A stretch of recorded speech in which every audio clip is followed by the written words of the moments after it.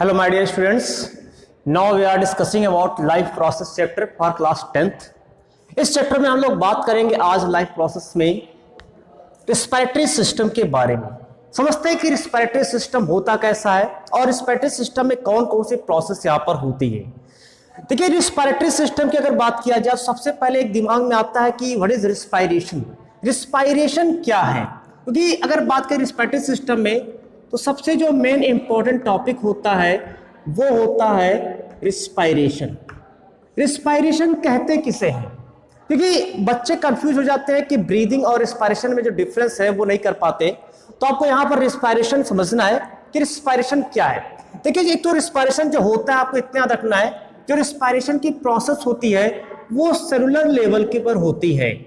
ये cellular level पर respiration की प्रोसेस होती है, यानी कोशिकीय स्तर पर। और सेलुलर लेवल पर जो ऑक्सीजन होता है, यानी जो ऑक्सीजन के प्रेजेंस और एब्सेंस, यानी कि जो वहां पर कार्बोहाइड्रेट होता है C6H12O6, इस कार्बोहाइड्रेट का ऑक्सीडेशन होता है।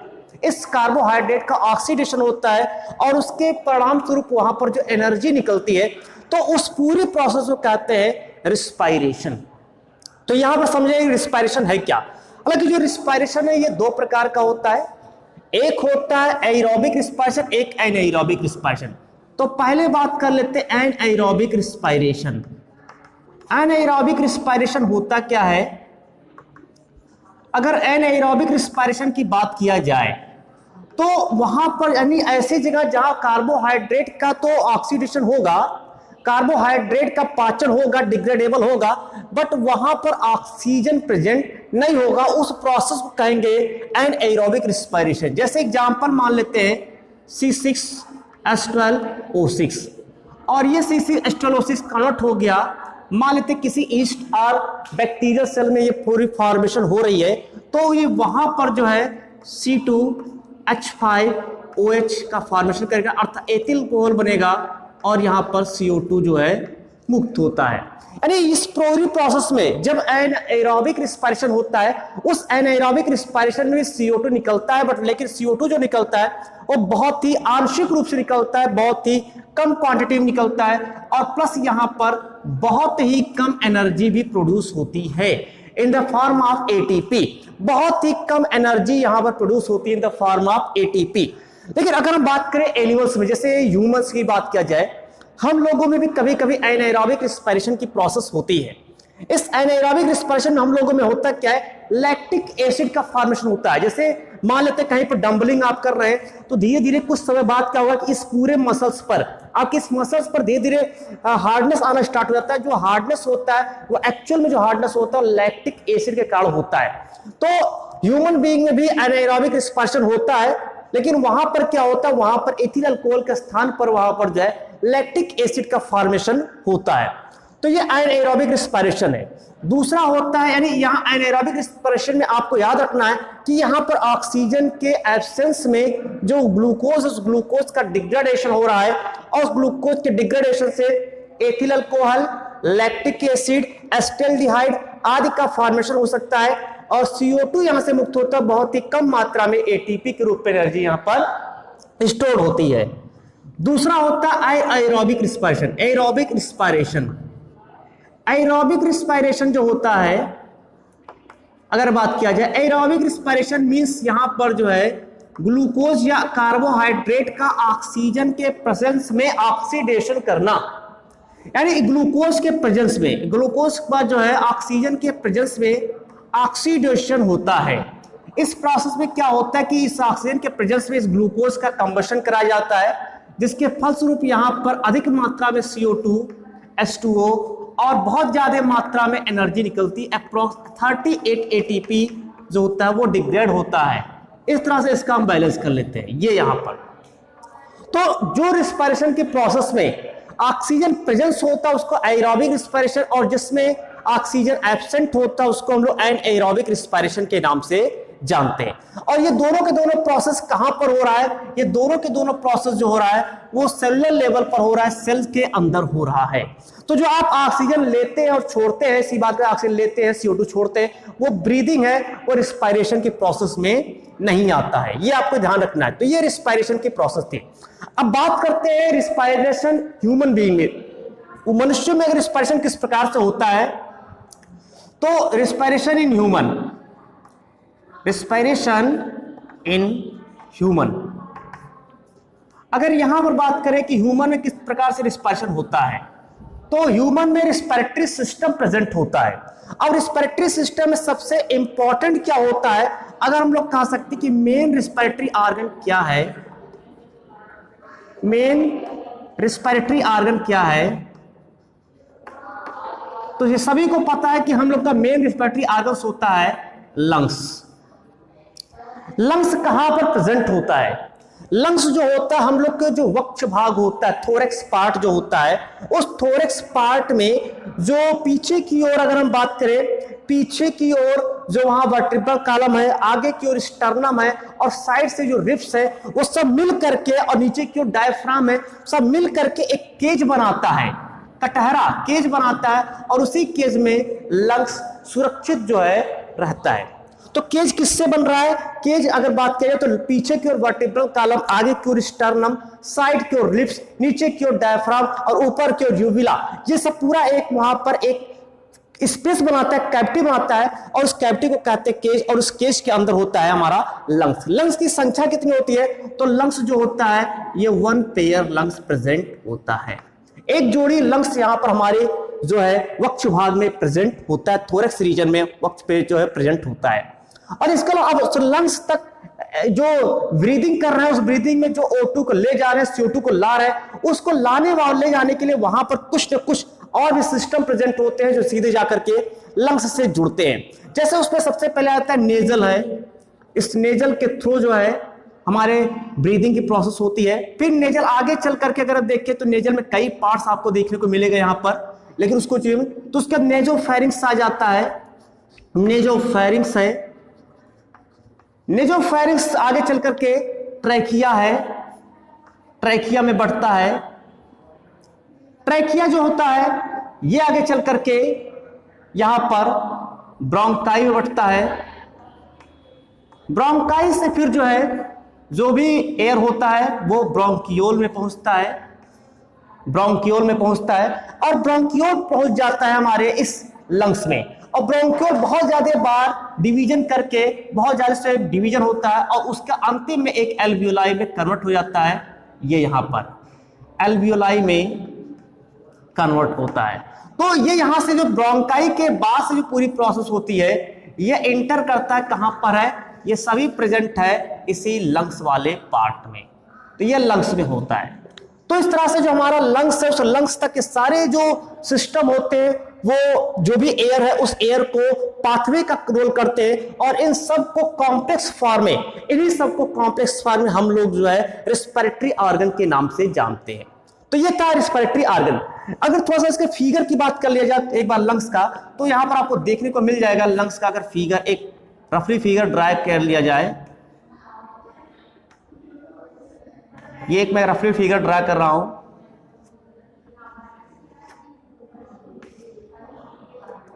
ये यहां पर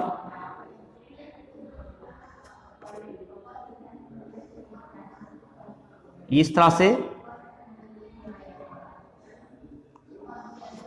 ये लेफ्ट वाला लंग्स हो गया,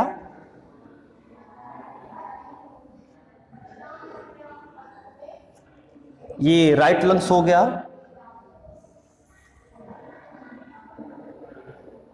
दो मेम्ब्रेन होते हैं इस पर, एक पैराइटल प्यूरा और एक विसरल प्यूरा के नाम से जानते हैं।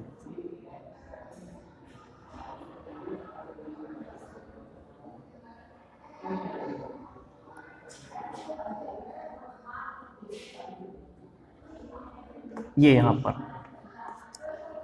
और इसके बाद अगर बात किया जाए तो ये जो लंग्स होता है, लेफ्ट लंग्स होता है, ये लेफ्ट लंग्स एक हॉरिजॉन्टल फिशर के थ्रू दो पार्ट से बटा होता है, एक सुपीरियर लंग्स एंड एक या सुपीरियर लोब और दूसरा होता है इंफीरियर लोब। लेकिन यहां पर क्या होता है, एक यहां पर जो है ट्रांसवर्स फिशर होता है और एक यहां पर जो है इस तरह से एक हॉरिजॉन्टल फिशर होता है। इस तरह से यहां पर कुल 3 लोब्स होते हैं, superior lobe, middle lobe and inferior lobe. और ये जो आप पूरा पोर्शन देख रहे हैं ये छल्लेदार बना होता है जिसको कहते हैं ट्रैकिया। ट्रैकिया, और ये ट्रैकिया बहुत सारी शाखाओं में बढ़ जाता है।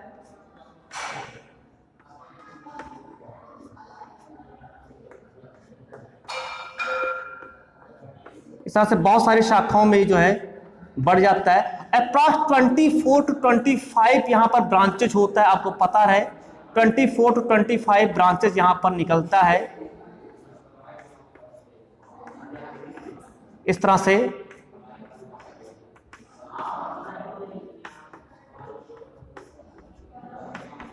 (24 to 25 ब्रांचेज यहां पर निकलता है और अंतिम में चल करके सभी एक ग्लोबुलर स्ट्रक्चर वाला लेता है जो 24th वाला होता है। किसी आपको बुक में मिल जाएगा 25th वाला जो पोजीशन है वो थोड़ा सा जो है सराउंड यानी स्फेरिकल फॉर्म में यहां पर कन्वर्ट हो जाता है। ये स्फेरिकल फॉर्म में कन्वर्ट हो गया और इसी प्रकार इस तरफ भी जो है रहता है, इस लोब में पूरी तरह से बटा हुआ रहता है।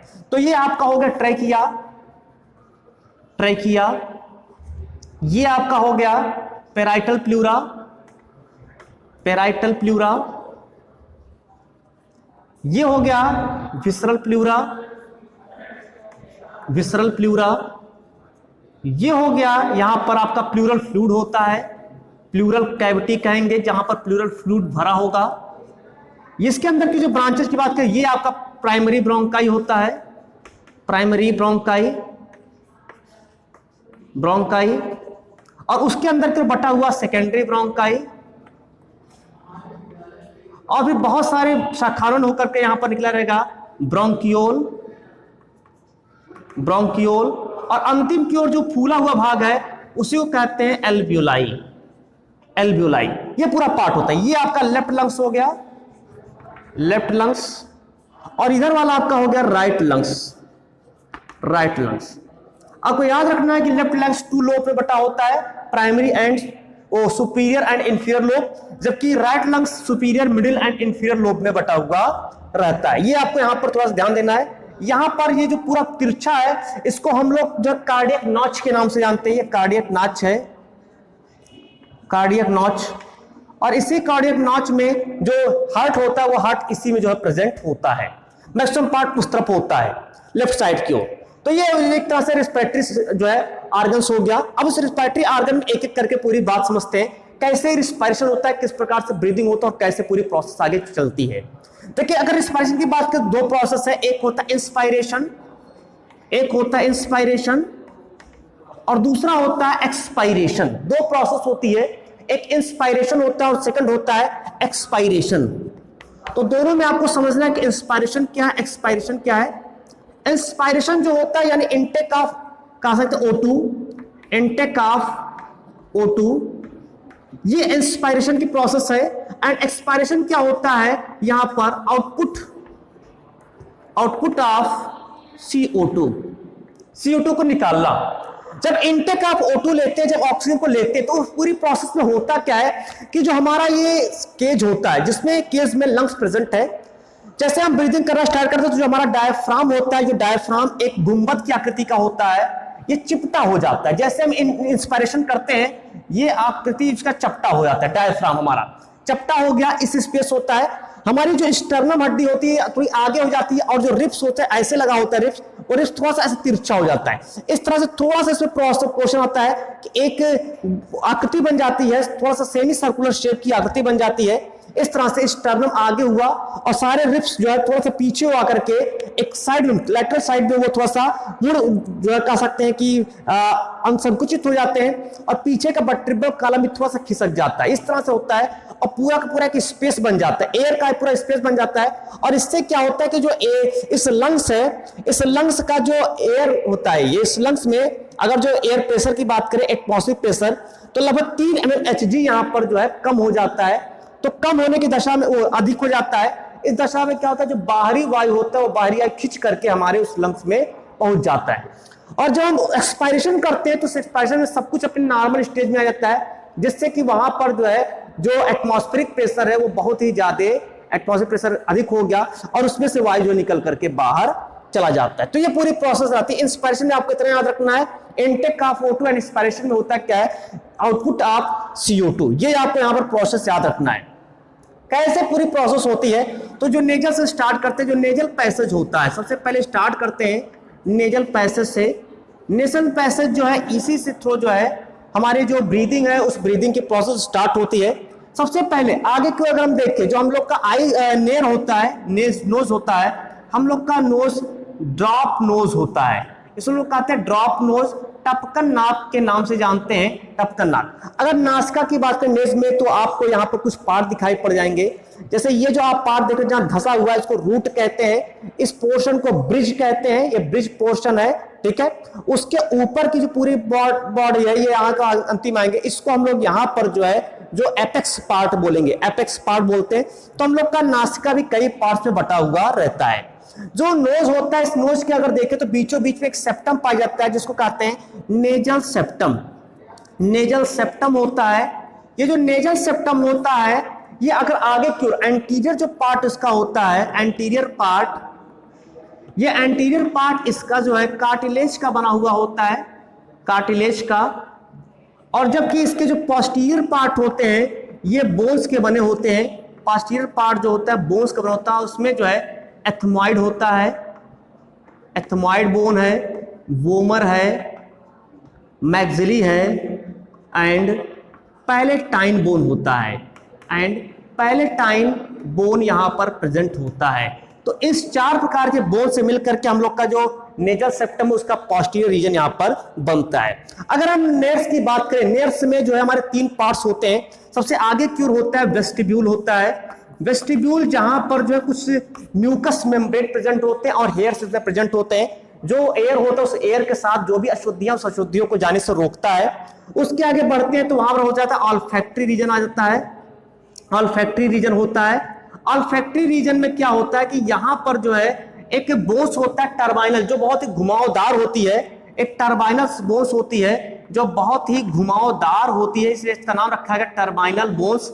और इसको हम लोग कहते हैं यहाँ पर कॉन्की, या इसको जो है मियटाई के नाम से भी जो है जानते हैं। कॉन्की या मियटाई के नाम से इसको जो है जानते हैं। और बहुत ही ज्यादा घुमावदार यहाँ पर होता है। ये करता क्या है, जो वायु है उस वायु को और भी ज्यादा घुमावदार चक्करदार बनाने का कार्य है, जिससे कि वायु का जो प्रेशर है वो धीरे धीरे कम होना शुरू हो जाए। तो ये ऑल्फैक्टरी रीजन होता है। और इसी ऑल्फैक्टरी रीजन में पाया जाता है स्नाइडेरियन मेम्ब्रेन प्रेजेंट होता है, स्नाइडेरियन मेम्ब्रेन प्रेजेंट होता है।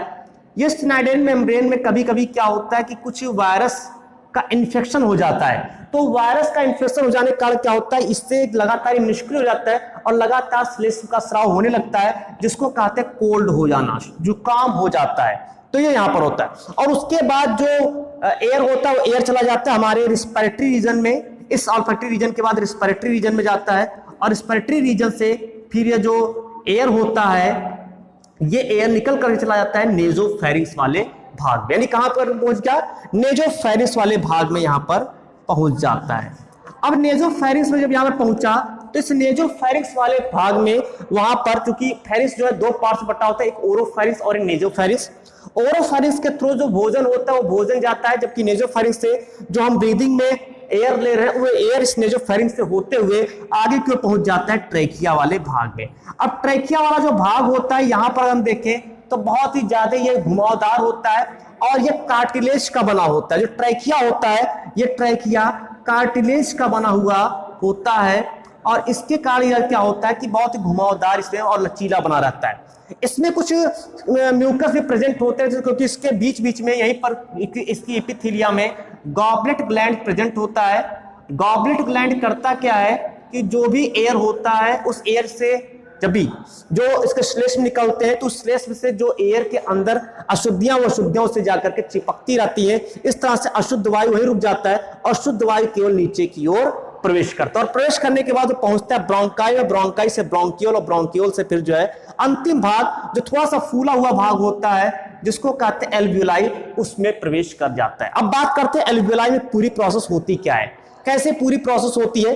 तो यहां तक अगर आपको समझ में आ गया हो तो मान लो आगे बढ़ते हैं, अगर नहीं समझा तो इस यहां तक की वीडियो को आप फिर से देख सकते हैं और फिर वो आगे वाला प्रोसेस आपको समझ में आ जाएगा। तो अगर देखेंगे यहां पर जो है आगे की ओर यहां पर जो वायु होता है वो वायु पहुंच जाता है कहां पर, सीधे सीधे प्रवेश कर गया एल्वियोलाई में। ये एल्वियोलाई है मान लेते हैं, एल्वियोलाई इतना बड़ा समय बना रहा हूं। कभी कभी क्वेश्चन आता है कि एल्वियोलाई कितने प्रेजेंट होते हैं, तो अगर हम बात करें तो लगभग 15 करोड़ एल्वियोलाई हमारे इस लंग्स में, 15 करोड़ एल्वियोलाई इस में, यानी कि लगभग कुल 30 मिलियंस जो है एल्वियोलाई प्रेजेंट होता है हमारे दोनों लंग्स में, यानी जो जोड़े लंग्स है। ये एल्वियोलाई में ही जो गैसियस एक्सचेंज होता है, गैसियस एक्सचेंज की जो प्रोसेस होती है वो इसी एल्वियोलाई में ही होता है। तो जो गैसियस एक्सचेंज की प्रोसेस है वो इसी एल्वियोलाई में होता है। इसमें होता क्या है, बीच बीच में यहां एयर सैक बने होते हैं इस तरह से जी। अब ये एयर मान लेते हैं आ गया, O2 यहां से आता है, तो इसी के अंदर जो है जो हमारे हार्ट भाग होता है उस हार्ट भाग से वहां पर आता है जो भी यहां पर pulmonary artery and pulmonary veins present होते हैं। ये पल्मोनरी आर्टरी यहां पर आया जिसके पास क्या है, इम्प्योर्ड ब्लड है। ये पल्मोनरी आर्टरी मान लेते हैं, पल्मोनरी आर्टरी, पल्मोनरी आर्टरी, और ये मान लेते हैं पल्मोनरी वेन, ये मान लेते हैं पल्मोनरी वेन। पल्मोनरी आर्टरी में क्या होता है, ये इम्प्योर्ड ब्लड होता है, इम्प्योर्ड ब्लड होता है, जबकि पल्मोनरी वेन में यहां पर प्योर ब्लड आएगा। और वो प्योर ब्लड कहां से आएगा वो देखेंगे यहां पर। तो ये यहां से O2 इंटर कर रहा है, O2 क्या हो रहा है, ये इंटर कर रहा है, अंदर की ओर इंटर किया, और ये भी यहां पर पूरी तरह से फैले होते हैं, ये भी जाकर के पूरी तरह से इस कैपिलरीज के रूप में यहां पर फैला रहता है। ठीक है, ये इस तरह से, ठीक, यहां पर एक कैपिलरीज बनता है, ब्लड कैपिलरीज, और ये ब्रीदिंग के थ्रू जो O2 आया ये O2 यहां पर आता है। और आपको पता है कि इसमें क्या होता है, आरबीसी में हीमोग्लोबिन होता है, हीमोग्लोबिन। हीमोग्लोबिन क्या करता है कि जिसकी मात्रा ज्यादा होगी, O2 की मात्रा यदि अधिक है तो वो हीमोग्लोबिन से जुड़ेगा, CO2 की मात्रा यदि अधिक है तो वो हीमोग्लोबिन से जुड़ेगा। लेकिन जब हम ब्रीदिंग लेते हैं तो वहां पर O2 की वैल्यूम कुछ ज्यादा होती है, ऑक्सीजन की वैल्यूम ज्यादा होती है, तो ये यहां से जो CO2 लेकर कार्बामिनो हीमोग्लोबिन जो था, अब यहां से CO2 को रिमूव करता है और जो हीमोग्लोबिन बनता है, हीमोग्लोबिन जाकर के O2 से जुड़ करके एक ऑक्सी हीमोग्लोबिन यहां पर बना लेता है, ऑक्सी हीमोग्लोबिन का निर्माण यहां पर कर लेता है। अब ये ऑक्सी हीमोग्लोबिन जो होता है वो इस पल्मोनरी वेन्स के थ्रू ये यहां चला आता है, यानी इधर की ओर जो है आता है, यानी O2 इसके पास है। ये ऑक्सी हीमोग्लोबिन आपका मिल गया, यहां से आ गया, और बाकी यहां पर हीमोग्लोबिन रिलीज हो गया। अब इस तरह से जो CO2 यहां पर रिलीज हुआ है वो CO2, अब यही से CO2 जो होता है वो शरीर से बाहर निकलना शुरू कर जाता है। इस तरह से O2 एंड CO2 का एक्सचेंज यानी गैसेस एक्सचेंज जो प्रोसेस होती है वो लंग्स के जो सबसे अंतिम पार्ट्स होता है, लगभग 30 मिलियंस जो एल्वियोलाई होता है, उस एल्वियोलाई में लंग्स के एल्वियोलाई में जो है वहां पर जो गैसेस एक्सचेंज होता है, O2 एंड CO2 का एक्सचेंज होता है। O2 हीमोग्लोबिन से जुड़ करके ऑक्सी हीमोग्लोबिन बनाता है और वो वहां से फिर चला आता है हमारे हार्ट में, फिर चला आता है हार्ट में, और हार्ट से फिर डिस्ट्रीब्यूट होता है पूरे बॉडी पार्ट में। तो इस तरह से एक रिस्पिरेटरी सिस्टम का पूरा पार्ट था कि किस प्रकार से रिस्पायरेशन की प्रोसेस हो रही है। लेकिन अभी इस रिस्पायरेशन में जो ये ऑक्सी हीमोग्लोबिन है, ये ऑक्सीजन जाएगा कहां, यानी ऑक्सी हीमोग्लोबिन कहां पर जाएगा, तो ये ऑक्सी हीमोग्लोबिन जाएगा, पहले तो जाएगा हमारे हार्ट में, जाएगा हार्ट में, और फिर वहां से ये चला जाएगा हमारे टिश्यूज में चला जाएगा। कहां चला जाएगा? टिश्यू में चला जाएगा। अब देखिए टिश्यू में जाएगा तो कैसे पूरी फंक्शन होती है इसको भी आप समझ लेते हैं। जैसे वहां पर ऑक्सी हीमोग्लोबिन गया, मान लेते टिश्यू के पास ऑक्सी हीमोग्लोबिन गया, अब यहां पर क्या हुआ कि CO2 की वैल्यूम अधिक है, तो ये ऑक्सी हीमोग्लोबिन अपने O2 को यहां से निकाल देगा, O2 को यहां पर मुक्त कर दिया और ऑक्सी हीमोग्लोबिन वहां से अलग हो गया, ठीक है, बस यहां पर हीमोग्लोबिन अलग हो गया। अब इस O2 को जो है इस टिश्यू वाले फॉर्मेशन में यहां पर एक होता है मायोग्लोबिन, मायोग्लोबिन, ये मायोग्लोबिन क्या करता है? O2 को बाइंड कर लेता है, प्लस O2 बाइंड कर लिया, कहां पर? ये पूरी प्रोसेस आपका हो रहा है टिश्यू के अंदर, और बाइंड करने के बाद अब इसको पहुंचा देता है सेल के अंदर, यानी O2 पहुंच गया हमारे सेल के अंदर। और O2 जैसे सेल के अंदर गया तो आपको पता है जैसे ये मान सेल है, तो इस सेल में एक माइटोकॉन्ड्रिया भी होगा,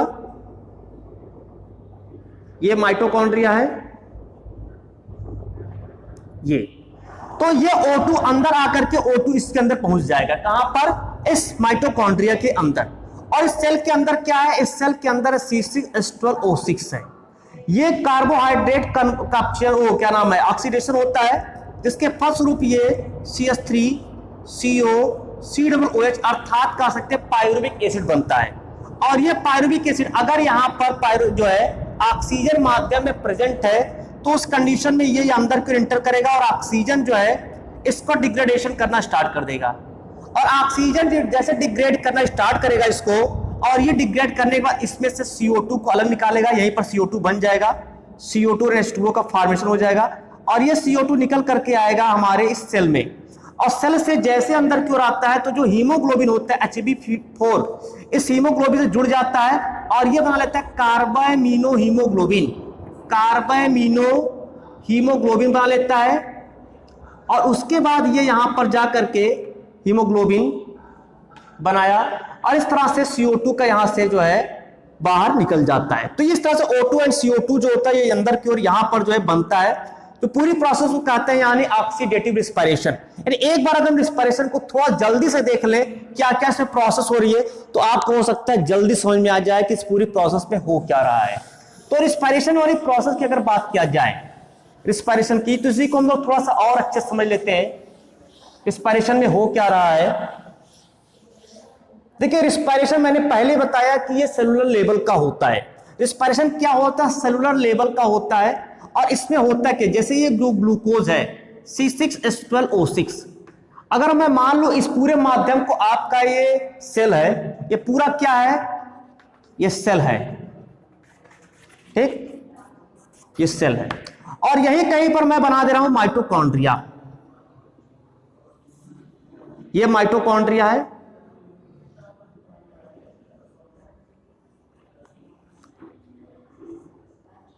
ये ठीक, ये इसका मैट्रिक्स है माइटोकॉन्ड्रिया का।